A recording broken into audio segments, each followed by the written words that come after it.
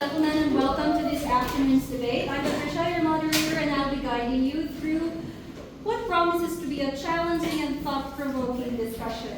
The motion before the House is, slavery was necessary for the rise and survival of ancient civilizations. On one side, arguing for the motion, we have four debaters who will make the case that slavery, however troubling, was essential to the political, economic, and social structures of many ancient societies.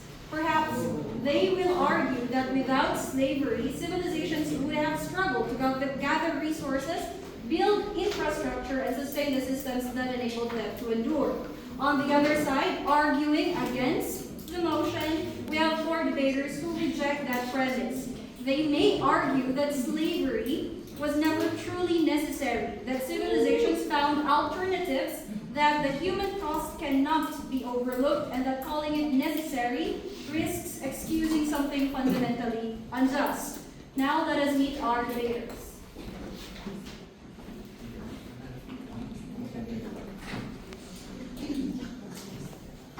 Okay, before we start, let us first recognize our debaters. On the affirmative side, we have Maxim, Huaynima, Hannah, and Diane. Vote in favor of the motion. On the negative side, we have Ash Muren, Jonathan, Jennifer, and Amram who will oppose the motion. Both sides will be given an equal opportunity to present their points.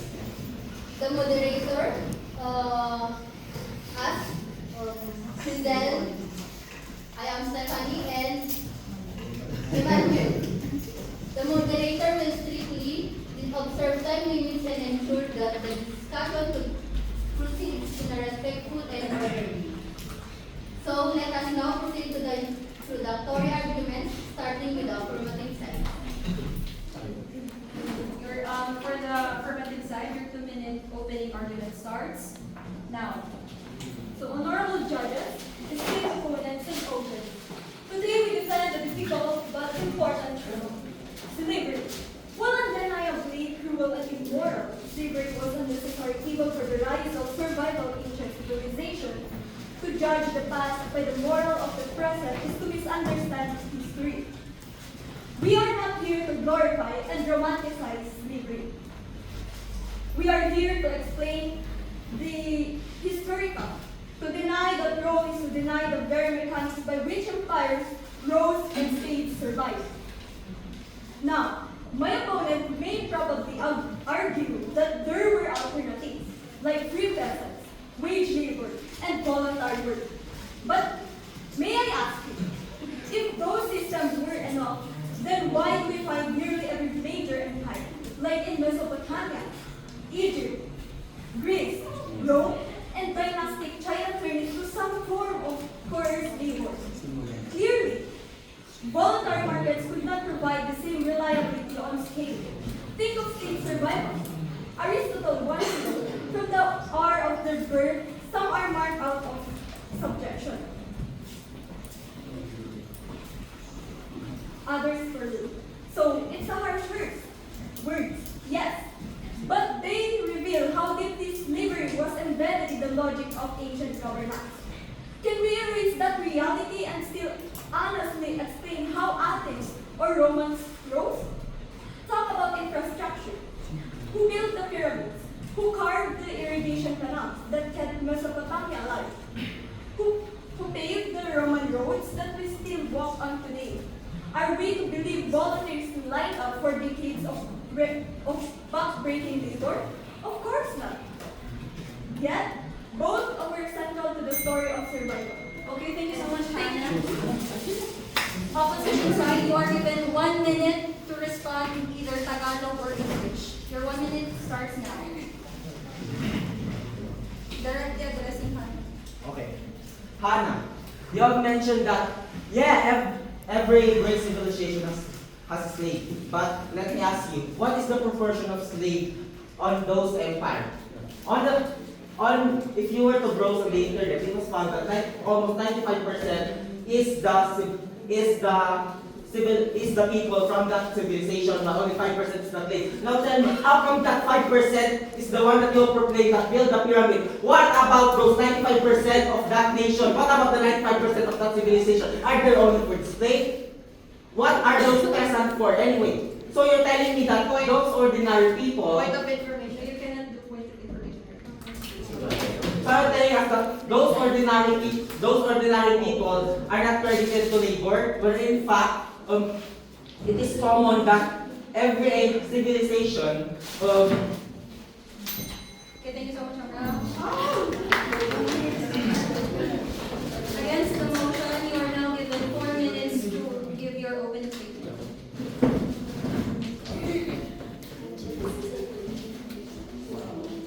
Honorable judges, esteemed opponents, and respected audience. Today we firmly reject the notion that slavery was a necessary for the rise and survival of ancient civilizations. Slavery was a pervasive feature of many ancient civilizations and fueled the concentration of wealth and power. It was not a necessary condition for their rise or survival. Thus, the call to slavery necessary is to excuse the inexcusable. The systematic dehumanization, exploitation, and suffering of countries, individuals. Civilizations did not rise because of slavery. They rose despite it, on the backs of oppressed people stripped of dignity and freedom.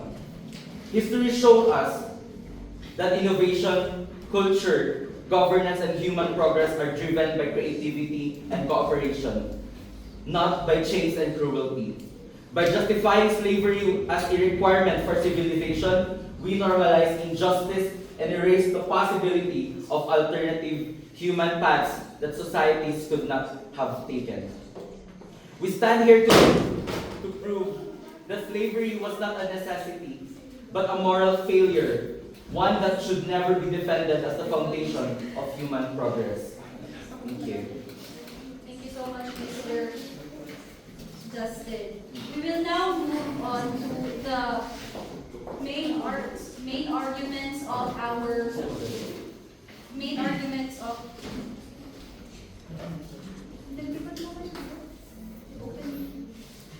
you are now given 1 minute to rebut the opening statement of Mr. Justin. 1 minute to rebut the opening statement. And your 1 minute starts now. Okay. Just to rebut, 1 minute lang naman yung meron sa atin. Unang-una, 95% over 5%. What's your proof? What's your proof? Pyramids. So parang logically, malamang marami yung nag-create mo. And secondly, sinasabi nyo that the civilization rise despite of this slavery, despite of this evil. The motion doesn't deny that. We don't deny that. Again, she doesn't deny that. But you're expecting something from an ideal world. And kami represent namin history sa inyo. And until now, wala kami nakikitang argument rebutting that. Wala kami nakikitang argument that is actually irrelevant to this debate.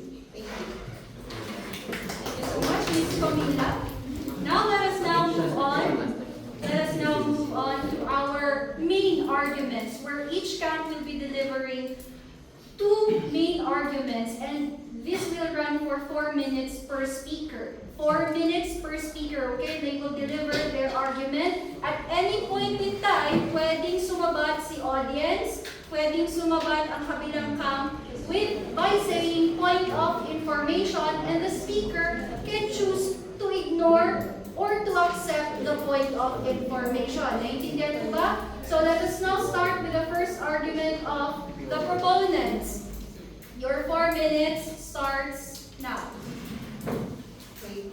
Guys, we would like to argue that yung sinasabi nila na it was immoral. I'm sorry, ate. It was immoral, no? And they're saying that again, parang sinasabi nila na it was evil to begin with. Again, parang kahit na hindi nila sinasabi yun, they're talking about immorality, right? But yes, the motion doesn't deny that. The motion doesn't deny that the slavery is immoral. But we're saying na since it doesn't deny that, we have to base them to the context of the motion. The context of the motion starts in the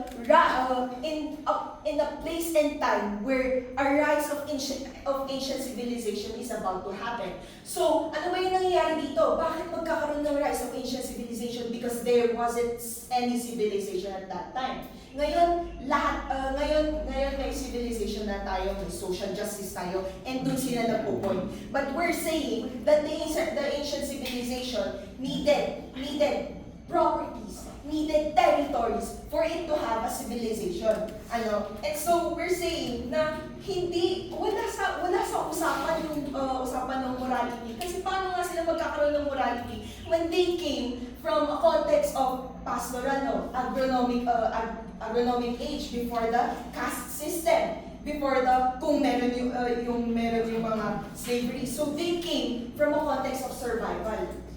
We say, eat or get eaten. Yun yung hindi nila tinitignan. Eat or get eaten, hindi nila tinitignan yung utak ng mga tao nun. Utak ko kayo. Anyway, sorry guys. So, anyway, okay, that is one argument. We say, another argument is that hindi makikilala yung mga civilization na pinag-uusapan natin ngayon kung walang slavery. Slaves were the witnesses. Servants were the witnesses. Servants were the documenters. Servants were the ones who created these structures, the agriculture. Oo, mayaman sila, may land sila. We work. And sasabihin man nila, then, bayaran na lang nila. Again, guys, we're not living at a context of now. We're living in the context of the motion. And again, parang hindi nila kayang i-rebut yun. No? Now, we're saying, let's take into consideration also that slavery was a property, a major property. Kung major property yung land, major property yung slaveries kasi doon madidetermine, may magsaserve ba para sa'yo? Doon madidetermine, may magsaserve ba ng wine para sa partnership, sa partners nyo? And talking about partners, paano magkakaroon ng growing civilization kung wala tayong partners? And partnerships at that time ng motion, again, at that time ng motion were created by, we won the war, guys. Give us your armies, give us your slaves, give us your people, and guys, I kind of want to be friends. So how about let's say trade and so give me your people. Doon natin makikita yung mga nangyayari sa slavery doon. And doon nakilala yung mga tao. Doon nakilala yung mga lineage. Doon nakilala yung mga prominent people. Now, we're saying also, number 3, we're saying, we're gonna say, that may mga codes, Code of Hammurabi and whatnot, that spoke of slavery. So if you're saying that slavery was evil, so dapat hindi natin ginagawa yun, it was recorded, guys. It was regulated. Therefore, it is justified.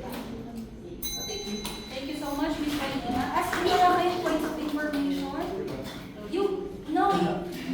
you can, while they are speaking, presenting their arguments, you can interrupt by saying point of information anytime and argue against their information. Even the audience, you are invited to rebut. Okay, now let us move on to the first argument of the 4 minutes. At any point in time, you can rebut. Your 4 minutes starts now. Layad na. Hello guys. So, grabe nga si Wayne mo. Talino nga ni Wayne mo. Pero ang layo naman ng pinunta ko, ma'am. Pinunta mo agad sa eat or get eaten. Nasa pastoral na po ang Mesopotamia. Get your facts right. So, yun.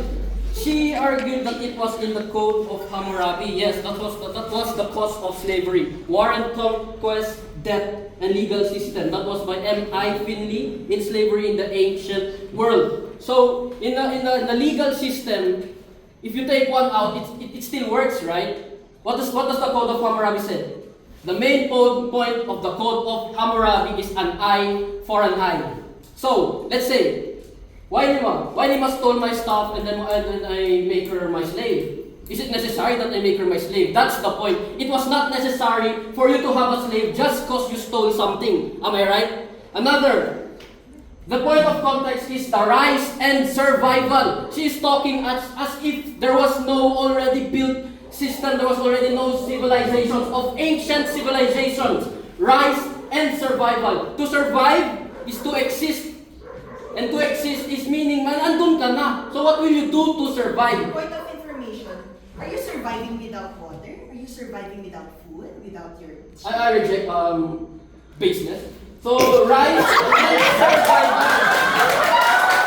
Rise and survival. So are you saying slaves are water? Wow!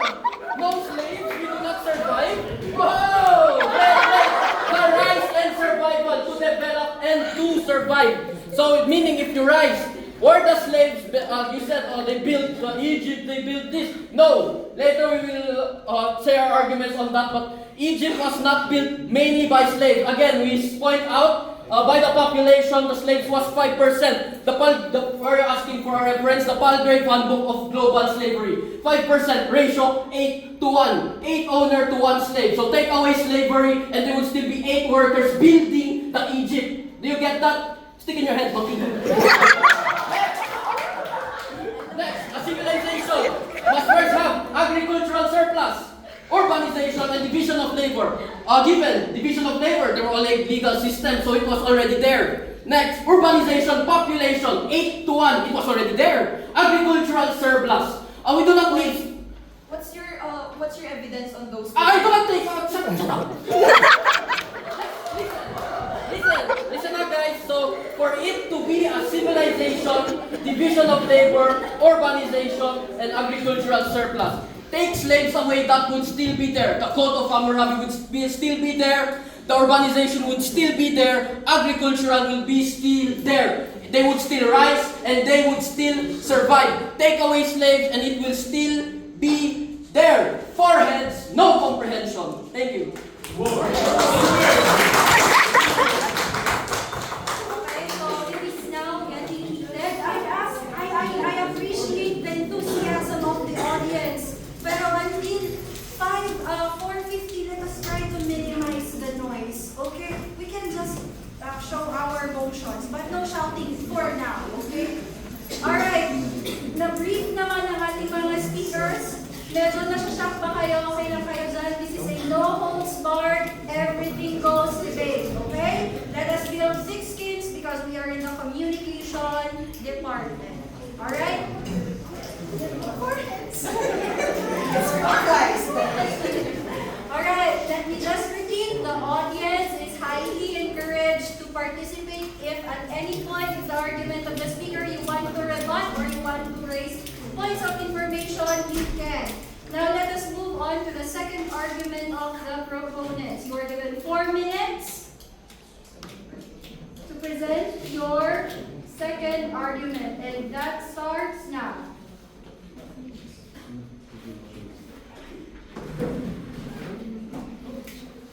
what?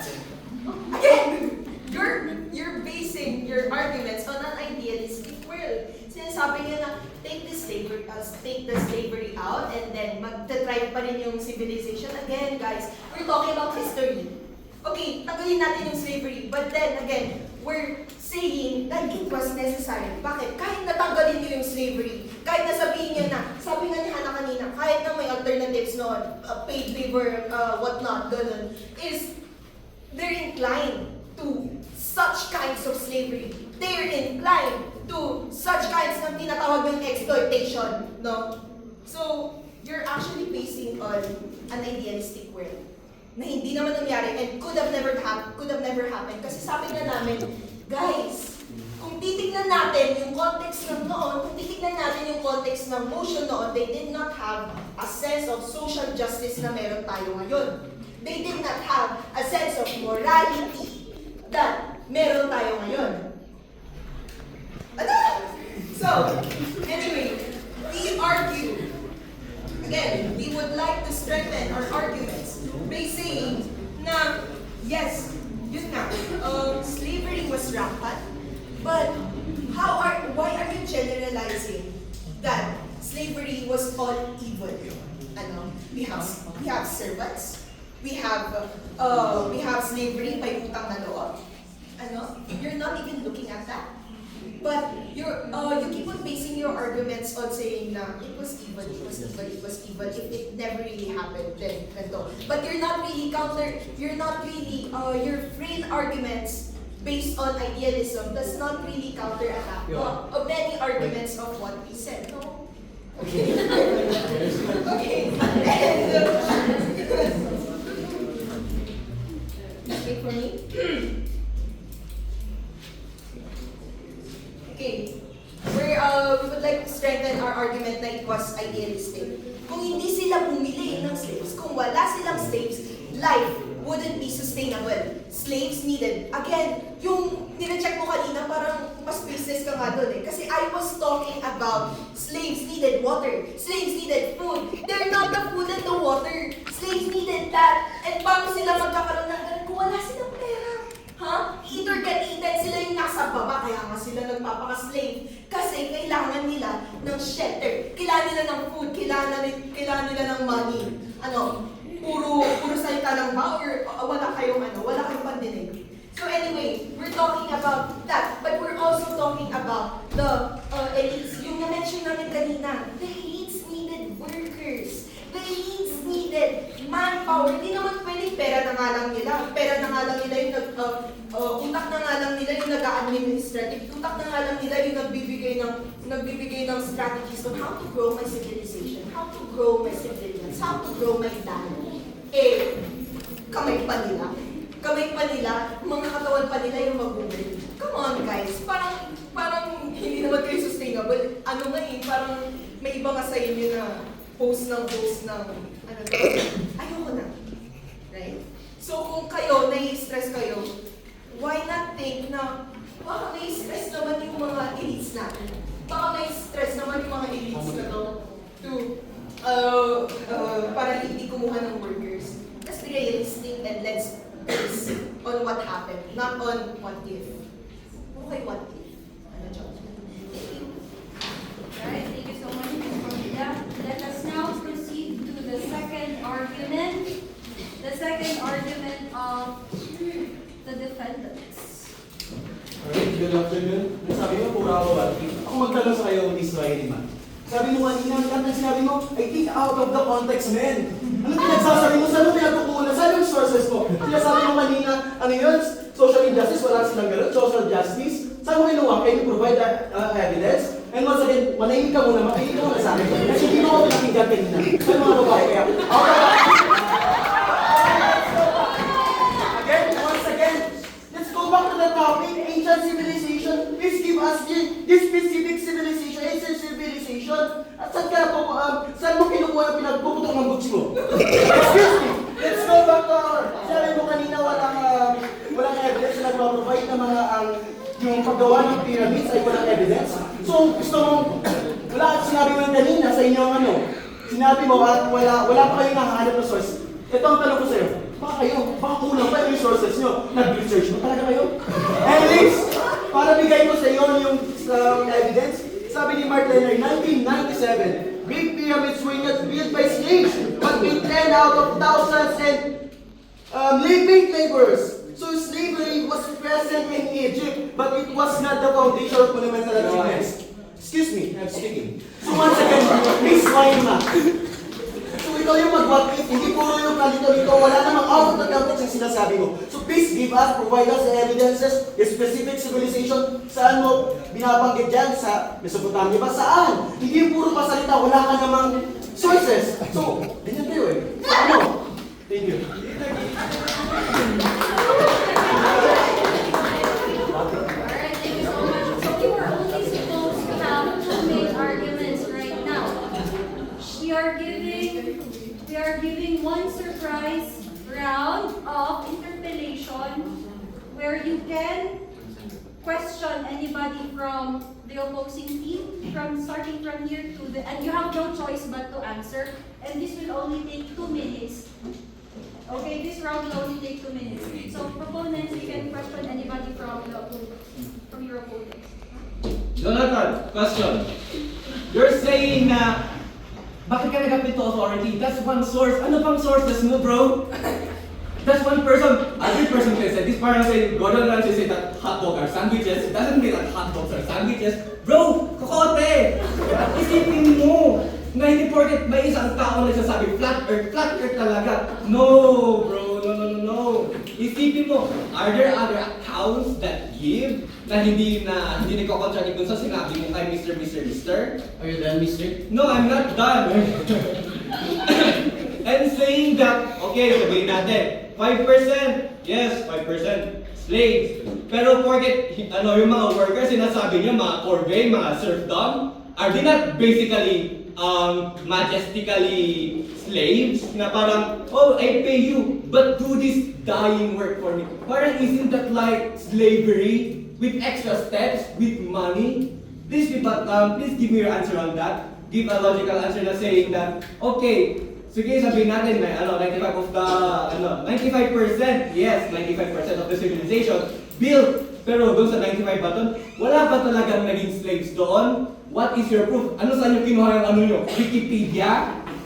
What is your source? Blogs?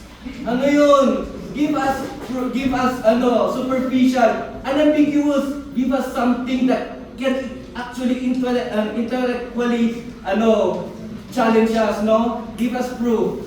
Give us something that will support your claims that that's trauma in our positions. Okay, now you are given 2 minutes to interpellate anybody from the proposal. Talagang hindi ka talaga nakikita nun. Sabi mo kanina, saan ko kinuha? So ano yung basis namin na porket Handbook of Global Slavery? Hindi namin ibig sabihin na porket 5% sa kanila ay slavery, wala nang slave na nagtrabaho, 95% of them are from the Mesopotamia. So meron pa rin slave, but it doesn't mean na yung slavery na yun ay sila na yung nag-rise ng civilization. Bakit? Itong tatanungin natin. Here. Nag-rise ng civilization because sa mga skilled workers ng Mesopotamia itself, not because of the slavery. Ang slavery lamang ay minsan pa nga, sila pa yung naging stagnant because of the example, the water wheel. Dahil sa kanila naging stagnant, hindi naging rice yun. Dahil sa kanila nag-stop, hindi siya naging rice. So ikaw, Sam, out of the context ka naman kung ano na example mo, na wala naman base dito sa ating motion. So ikaw, yun na lang ba? Gusto mo sabihin? So paulit-ulit na lang tayo. Yun na ba yung arguments? How dare you say that?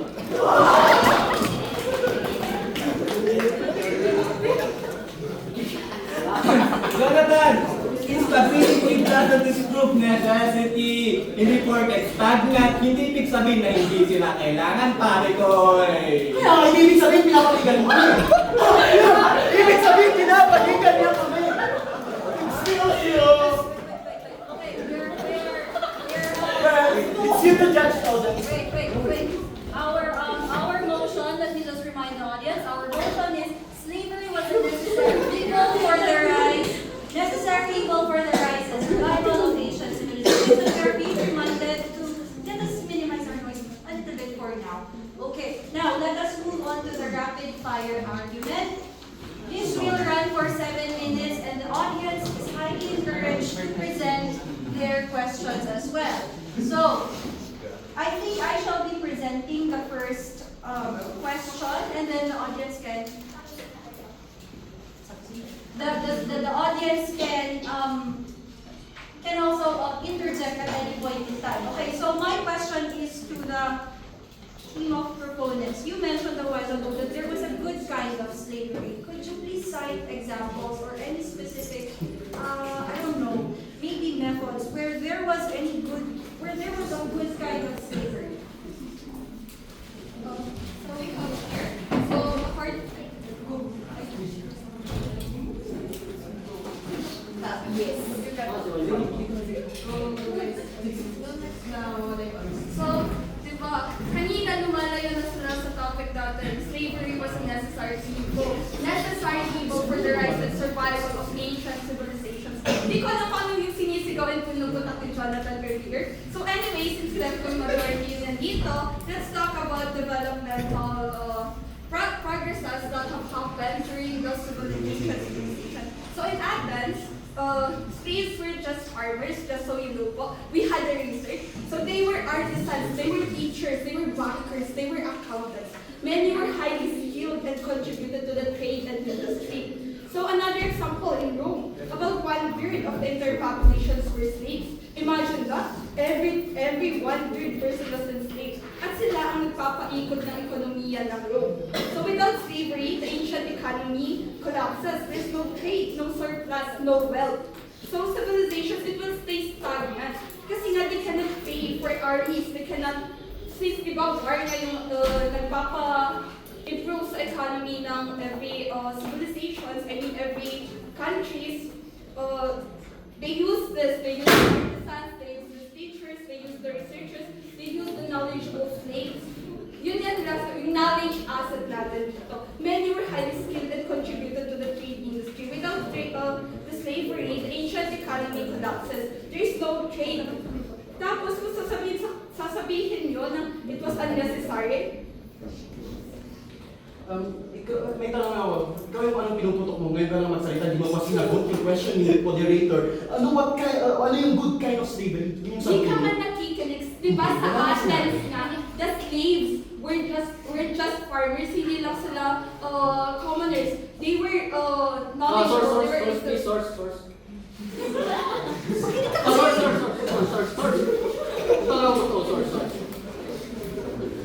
Sorry, ano yan, personal essay? Source, please, source. Saan nagsabi ng Athens na sila ay artisan, sila ay ganto-ganto? Source. Because they were. Saan nga ang source? Tinatanong yung source namin, saan yung source mo dyan, please? Labas! ChatGPT? DeepSeek AI? Okay, hindi Wikipedia? Uy,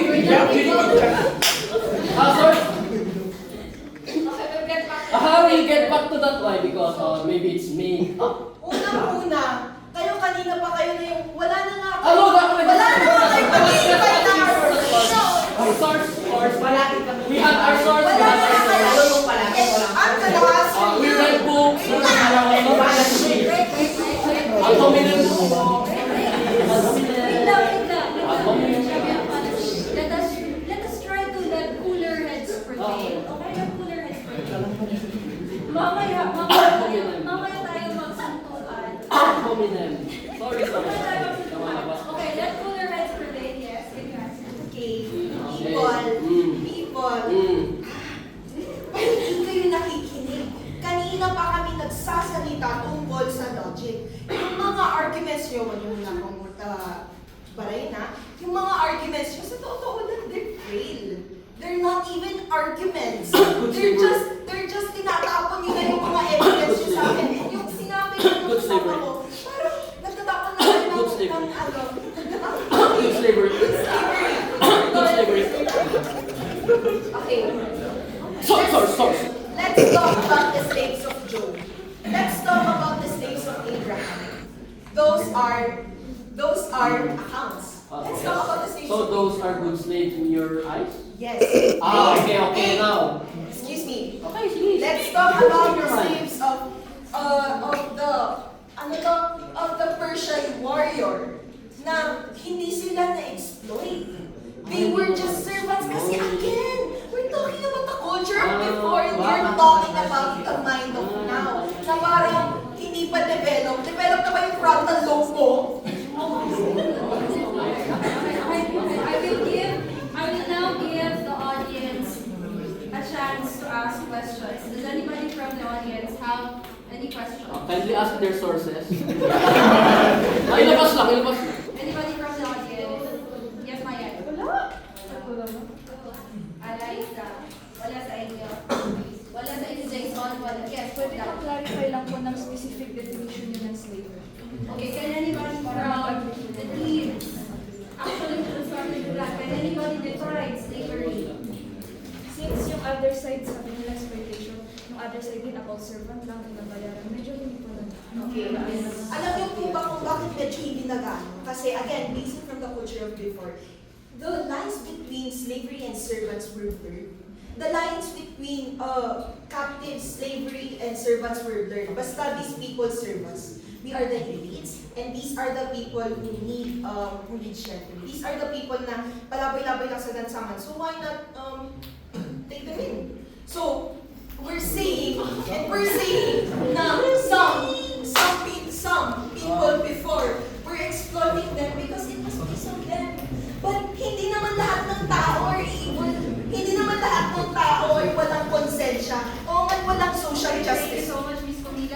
Can you define slavery? Yeah, kasi hindi naman nila identify ng maayos. So, sila ay servants, sila ay tools, parang tools, not tools? Tools for the elite. Diba? Parang gano'n sila. We serve you. Ano ang tool? Tool serves a purpose. Tool for the elites. Yun ang sabi. Again, we go back to the cause of slavery, war, and conquest. You know what conquest is? Conquest meaning it is brutal, di ba? Kasi conquest, actually the written account of Alexander the Great, what do they call them? They do not call them, we will take you in. They call them spoils of war. Alright, thank you so much, Mr. Ash Galit Carrias, for your definition. Now, any other questions from the audiences? May I ask why do you insist there is some sort of good slavery when Actually, we exactly. when in the premise, Yeah, necessarily evil, yeah. You're so right. Exactly. Romanticize your words. Wait lang kasi. Sorry, sige. Pero source us. Hindi say na na may literature kasi let's say let's go to the Israelites na sa Elizers, sa bahay ni Job, they were pretty well kasi they are based, meron silang laws talaga for how to treat slaves. And if they try to disprove that there are no laws to defend slaves, sige, what? One, slavery was allowed in the Bible because the owners, Job, were to be Christ-like. That's the whole point of the Bible. They were good to their slaves because it was Christ-like. Job was rich. Kahit alisin mo yung kwan niya, yung mga magtatrabaho niya, you think Job was so bright. Diba? Sila mismo yung nag-romanticize the slaves is very economically poor. Sila, We are delivering the point. So at this point, we are now asking everybody, we are now distributing the final tallying scores, and you may now choose to vote again. So now, you have to vote kung sino, hindi yung sino yung mas magaling, but who provided the better argument to support, guys, yung source din nila binigay. Remind lang. support their... Ibibigay yung source nila. So now let heads prevail, okay? So now while we are doing that, let us have one more. Let us have one more question from the audience. Meron po ba? Okay na? Okay na kayo? Okay na kayo, audience? Okay, so now let us ask this team to deliver their closing argument.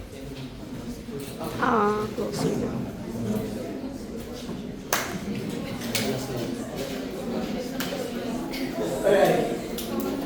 For closing argument. Statement. History proves that civilization rose through innovation, trade, governance, not through chains. The monumental achievements was successful through planning, cooperation, and skilled architecture. Second, slaves do not sustain civilization, it destabilizes them. Take note again, the 5% of the population are slaves. What our opponents call necessary was in reality, guys, a weakness.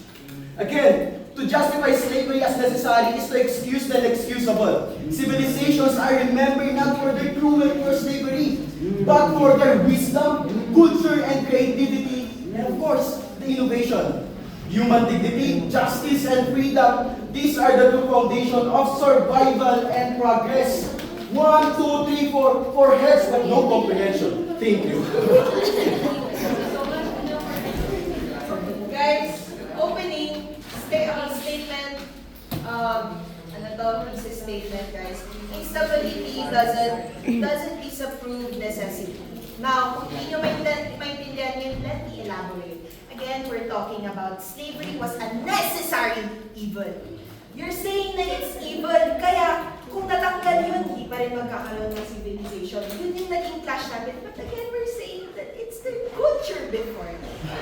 It's their culture before, and you're just building, and you were just building an idealistic world. But we're saying, guys, and how about, let's point back, yung sinabi kong there were good slaves. No, there were slaves treated right. There were slaves who, weren't exploited. Because because they're owners, because it different from the owners. Sinasabi namin na, pointing back sa yung sinabi namin, na they were needed. Because ang yayaman ng mga tao noon, sino yung magtatrabaho para sa kanila? Ang yayaman ng mga tao noon, sino yung mag-create ng mga schools? Kung ikaw yun, tamad ka lang. Ng mga pyramid natin? Sino yung nag-create ng mga needs, ng mga lineages natin? Kung wala ang mga tauhan na to. And now, people, you are just basing on your morality and basing on the history that happened now. People, you know what? Walang social justice noon, and that's a heartbreaking fact.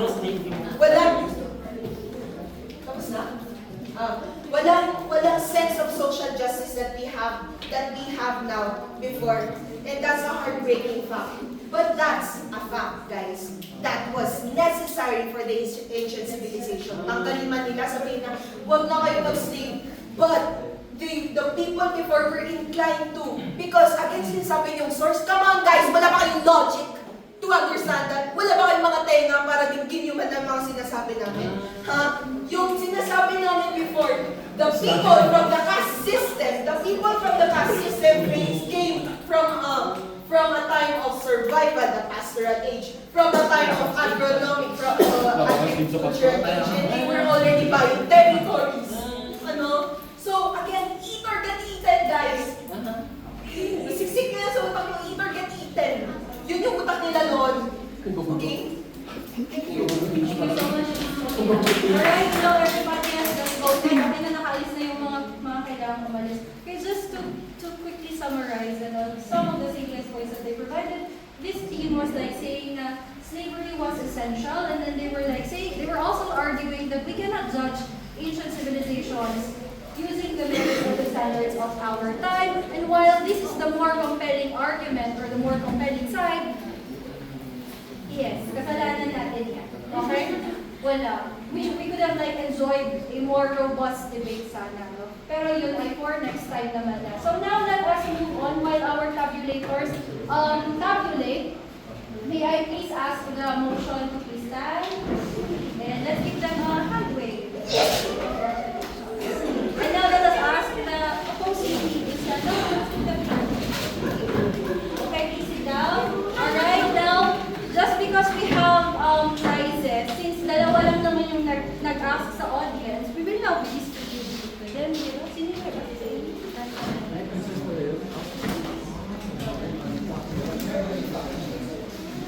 Okay, ayan. Okay, now for this afternoon, for the finals, I hope this was a taste of what's to come, And for the finals, we will also be organizing a different one where you first years will fight against these second years. Okay? Clear? Alright. So, for now, may I please ask you to raise your hand. I will point, we will determine who is the better speaker among these teams. Isa lang. For Miss Camila, raise your hand. For Mr. Maxine, raise your hand. For Miss Dailin. For Miss Hannah. Alright, let us proceed to Mr. Amram, Mr. Jonathan, Mr. Justin, and Mr. Ash.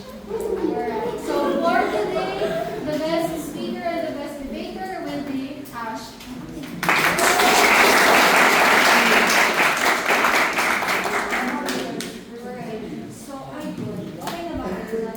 Questions pa kayo? Sa kanila. Sino muna karoon sa STS?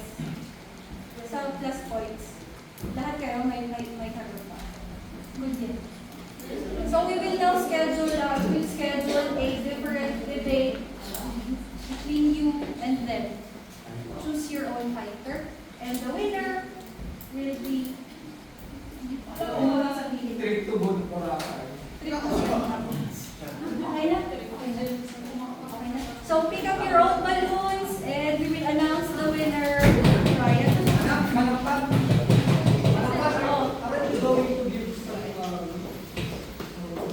insights.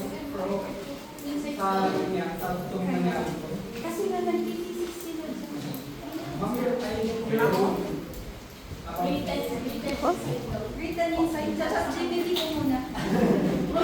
Sorry. Later na kasi nagtitisis sila.